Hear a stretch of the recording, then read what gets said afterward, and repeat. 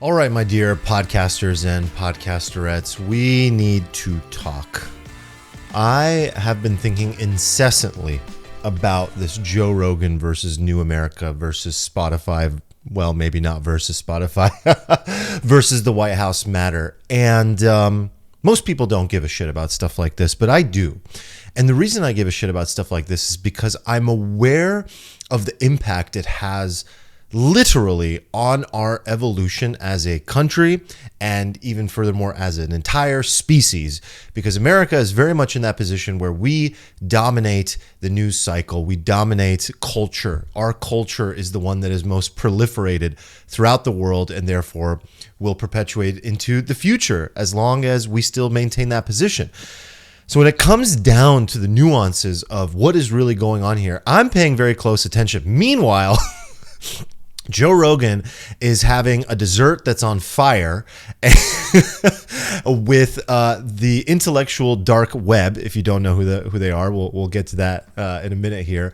And he's on mushrooms and he's high with all of the controversy that's going on right now. So from my perspective, talk about what a extremely aware, self-aware human being, and so plugged in to be able to escape this noise, maintain that level of composure and groundedness, and meet up with the homies that have basically been the reason that we've all been able to evolve, at least us that listen to Joe Rogan, we've all been able to evolve our thinking to accept that life is gray and nuanced, and it requires a very hardworking mind to be able to differentiate fact from fiction. This shit is crazy. Everything that's going on is absolutely nuts. And to be able to really dissect that properly with a sharp mind, like a true rationalist, it takes hard work, because the easier thing to do is to take that surface level matter, accept it, and quickly move on. And we are waking up to this. We've watched our entire, like, again, I say species. I know it sounds like I'm talking in such grandiose terms, but we've watched humanity wake up over the last few years in an absolutely crazy way at an exponential rate. And everything is shifting. Everything about our lives is shifting. The way we work, the way we love, the way we play, the way we fuck. I mean, literally, I'm being funny, but I'm not. Like, everything has changed about the way people live. And so Joe Rogan represents something incredibly sacred.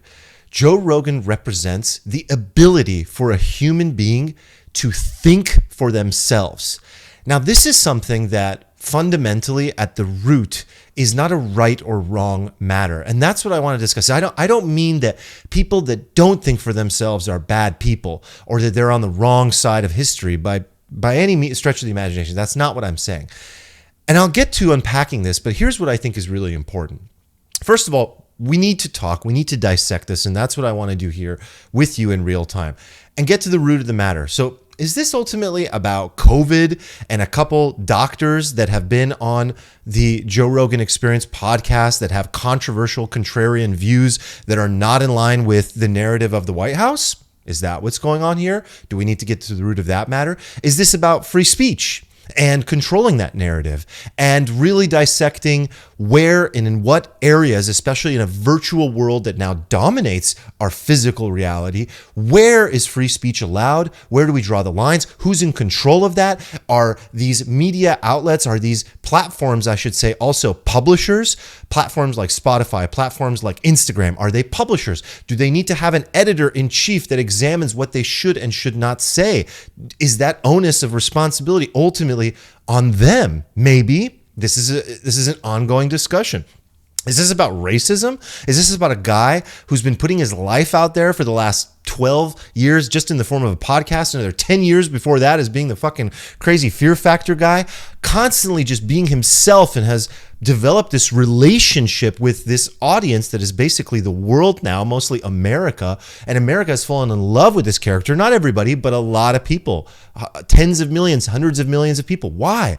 Because he's out there being himself. He's showing the full spectrum of who he is. A guy who like can get high, smoke some weed, or even do some fucking DMT or mushrooms, and then over here, go and get a crazy workout in and commentate on the UFC, and then on this other side of it, go, bow hunting and talking about his life hacks and his sauna sessions. I mean, you're getting the full spectrum of this individual. You're seeing what he's like when he makes a mistake and how he responds to those mistakes, which in my opinion, he does so incredibly maturely. So is it about racism? Is this guy racist? Is this moment in time? Is this our opportunity as a society to eradicate racism? Is that what we're supposed to do, is go and look at everything that everyone has ever said and pull out all the bullshit and all the racial slurs and all the, insulting things? And do we all need to turn into police? And we need to go out and say, shame on you, and lock people up into cancel culture? Maybe then if we do that, are we concerned about it coming after us and biting us in the ass because we're all human beings? And if we're going to commit to a surveillance culture that is both past and future, is that a little dangerous? I don't know. I think it is. So, but the point of the matter, is he a racist? Like, what's going on here? Is he doing things that most people haven't done or said? I mean, is there a reality that life was different in the 90s, even in the 2000s, like just a little over 10 years ago? Was it okay to talk like that? Could you get away with that? Also, what is the role of a comedian? Like when he said, I'm entertaining, is that okay? Was he more in the mindset of a comedian? And if so, where is the line? Who defines these lines? These are the clear questions. These are the things that we as a society are in real time constantly figuring out. And that's why it's a constant clusterfuck. But here's the beautiful meta awareness and observation to have. Joe Rogan, as a human being, is a meta example of what it looks like to live in that swirling gray gooey chaos, which I call being a radical moderate, crushing purple pills, not red ones, not blue ones, purple ones that sit right in the intersection of these ideas. Joe Rogan is a beacon of truth, ultimately, not as a person, but what the platform represents. I'm not simping here. I'm telling you a fact. This platform represents something that is far beyond any one person.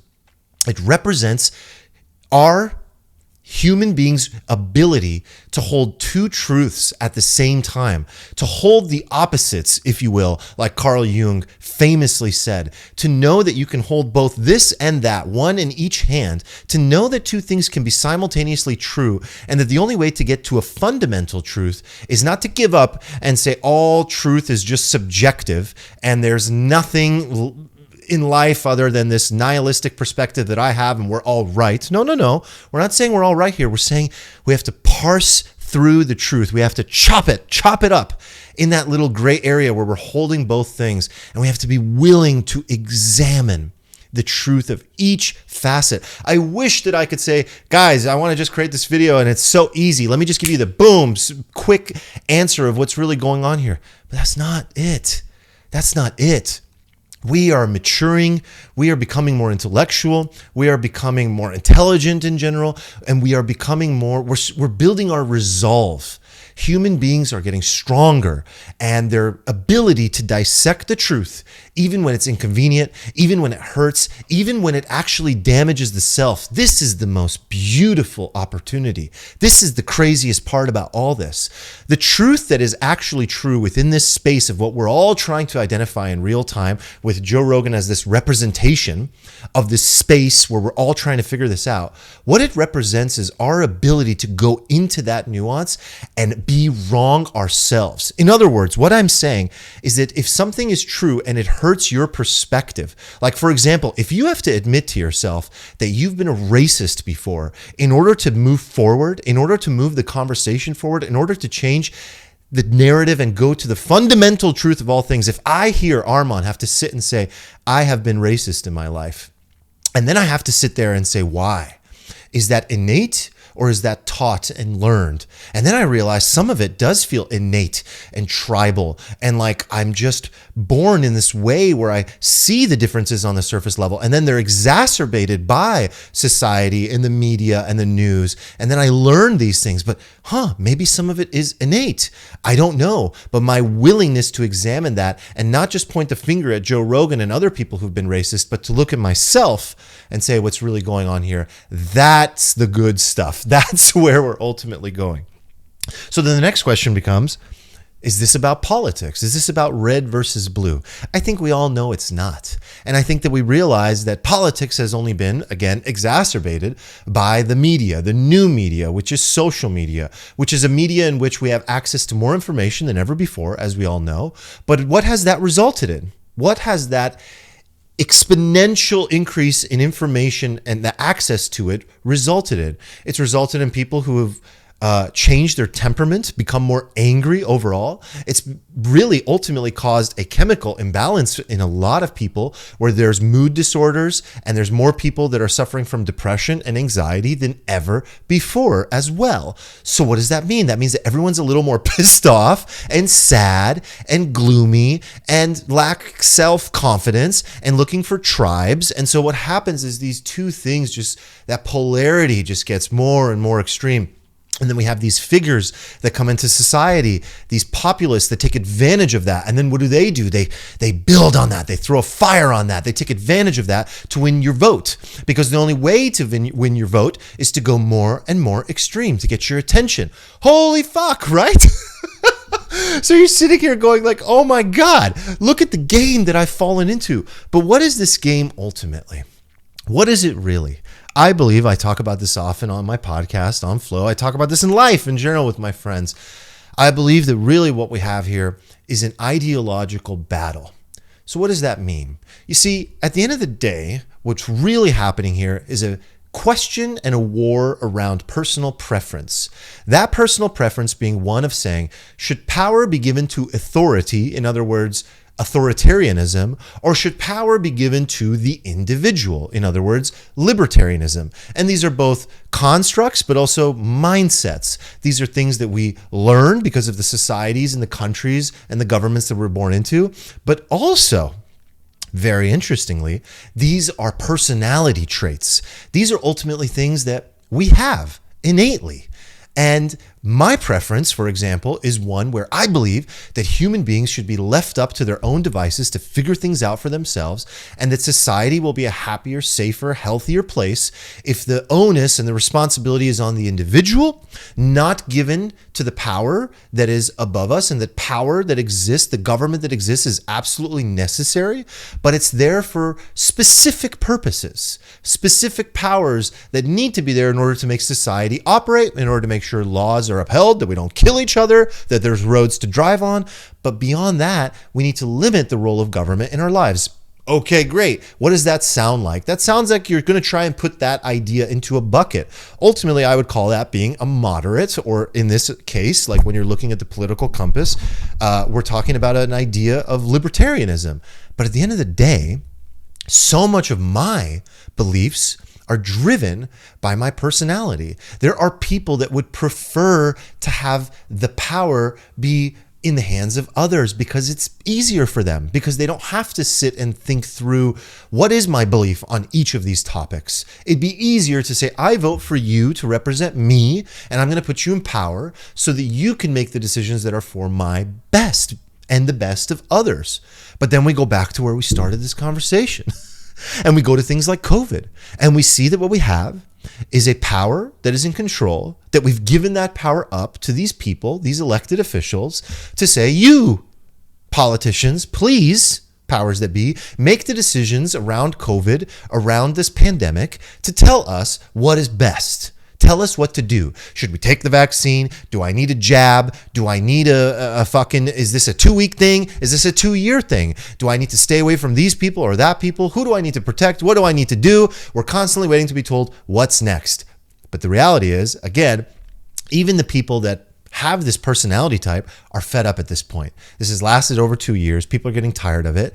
And interestingly enough, which I found very fascinating, is that a lot of these like conspiracy theories, which are perpetuated at times, almost very clearly turned out to be like accurate assessments of what was going on. Not every single one, because there's like a million of them, but so many of these conspiracy theories that were, shoved under the rug and were called crazy ideas by the powers that be ended up being correct. This podcast is not the time for us to sit and dissect each one of those.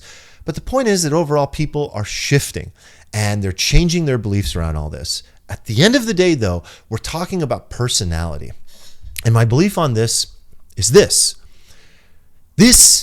chaos that we see today, this polarity that we always talk about, I don't think this is going to go away. I think it's ultimately something that we need to get used to, that we need to adapt to, that we need to understand so that we can go from this place of, again, as Jung would describe it, it's almost like we're in a collective complex.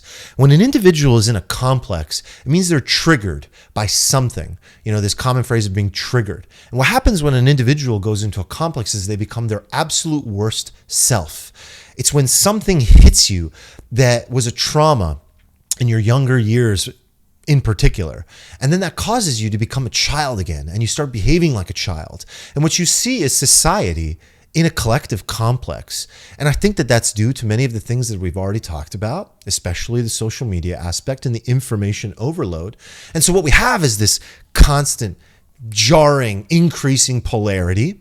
And next thing you know, we're becoming more aware of the fact that this exists. And I think we're all hoping that there's a swing of the pendulum back to a more calm time. But I don't think that that's necessarily true. I think that we're becoming aware of a reality that exists at a fundamental place in human existence, which is that we all see the world differently.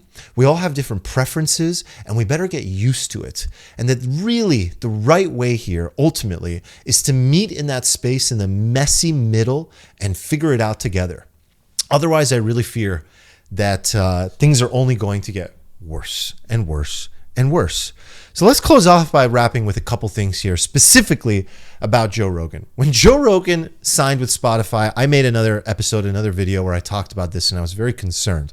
And I said we needed to support Joe Rogan. I think what I really hadn't thought about was at the time is that Joe Rogan is 100% aware of what he got himself into. Joe Rogan knows that he said the N-word on his podcast many times. He's very aware of that. He knows the controversial nature of the things he's talked about. And he knows that of all people, he has said some crazy ass shit because he gets high and drunk often on the show. So he knows that. And he knows he's been on air for 12 years and there's like 1,000+ episodes and that this was going to happen. And what I think is that I missed that. And what he did ultimately by signing with Spotify is that he put himself even further into the mainstream. Now, I don't know if that means the listenership actually went up by being exclusive with Spotify.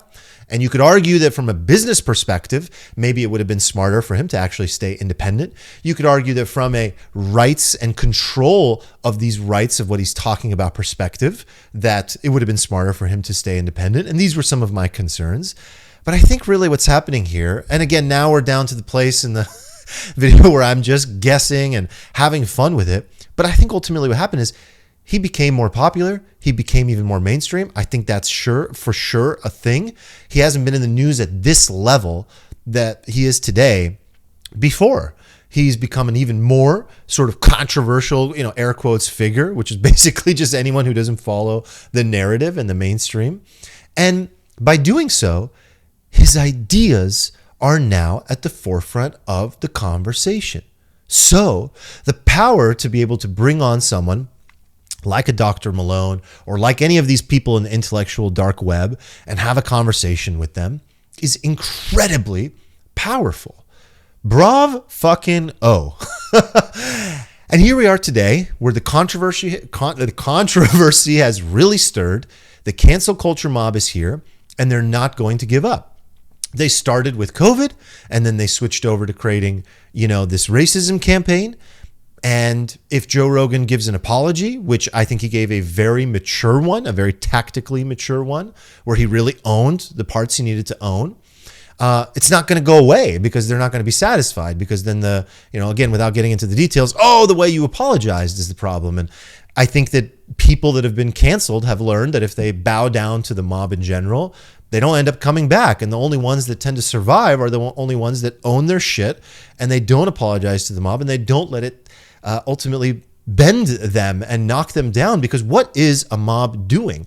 They're basically trying to say, look, here's all this information of all the shit that you've done, and we're going to inundate you with it until you say, yep, you're right, it's not worth it, I'm just going to silence myself, because anything I say from this moment forward, I'm going to get crucified for. And ultimately it kind of ends in that. It's a form of it's like a metaphorical crucifixion. So it's not worth it for most people. But Joe Rogan, I think, is playing it very well. And I think he's ultimately not cancelable. And the reason is because he's spent thousands of hours rehearsing and preparing for this very moment. Because Joe Rogan is essentially that space in the middle. He has interviewed people on the right, people on the left, and even on the most extreme ends of that aisle.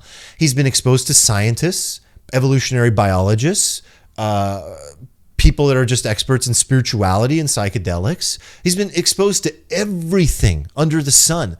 I mean, you could argue that Joe Rogan has the equivalent of 2 PhDs under his belt at this point, because not only is he listening, but he's proposing his own arguments. He's asking his own questions. This is the ultimate fucking PhD. Nobody in the world has access to the brightest minds more than Joe Rogan, and he's gotten to talk to them. And he seems to want to continue to do this. So he's in a position where he has gathered the tools to listen to a Sam Harris or a Jordan Peterson or a Rhonda Patrick or a Sanjay Gupta and piece it all together and say, what do I now think? That is what he represents. This is the example of what it represents. And we all can't be Joe Rogan, but we can emulate him. And that's why crazy fucking people get tattoos of Joe Rogan on their bodies, because that's what he represents. He represents the pursuit of the good life and truth. And that is what people love.